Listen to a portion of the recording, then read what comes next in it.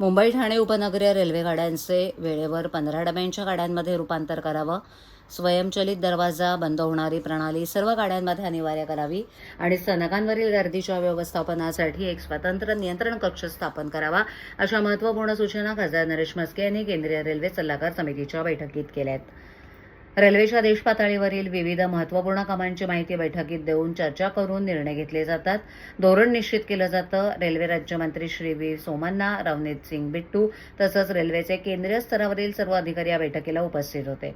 सुरक्षितता, नोकर भरती, धोरण आणि उपाययोजनेबाबत यावेळेला रेल्वे मंत्री अश्विनी वैष्णव यांनी बैठकीत विस्तृतपणे माहिती दिली. देशभरातून प्रत्येक राज्यातून ज्यांना या कमिटीमध्ये प्रतिनिधित्व दिले त्यांनी सुद्धा या बैठकीत चर्चा केली. आज स्टेशनवर होत असलेल्या प्रचंड गर्दीमुळे ट्रेनमधून पडून हजारो प्रवाशांचा मृत्यू होतोय.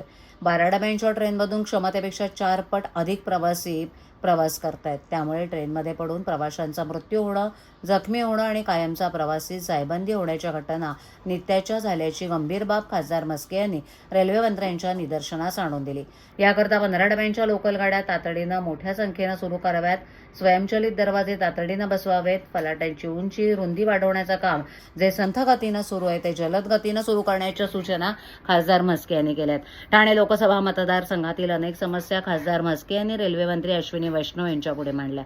सिडको प्राधिकरण आणि रेल्वे यांच्यात असलेल्या समन्वयाच्या अभावामुळे बेलापूरमधील रेल्वे स्थानकाचा विकास थांबलाय. रेल्वे मंत्र्यांनी यात स्वतः लक्ष घालण्याची मागणी खासदार नरेश म्हस्के यांनी करत दोन्ही प्राधिकरणांमधील विसंवाद दूर करण्याची सूचना केली. यावेळेला ठाणे, मीरा भाईंदर, वाशी आणि MMR रिजनमधील रेल्वे स्थानकांच्या समस्यांचं निवेदन खासदार नरेश म्हस्के आणि खासदार संजय दीना पाटील यांनी रेल्वे मंत्र्यांना दिलं.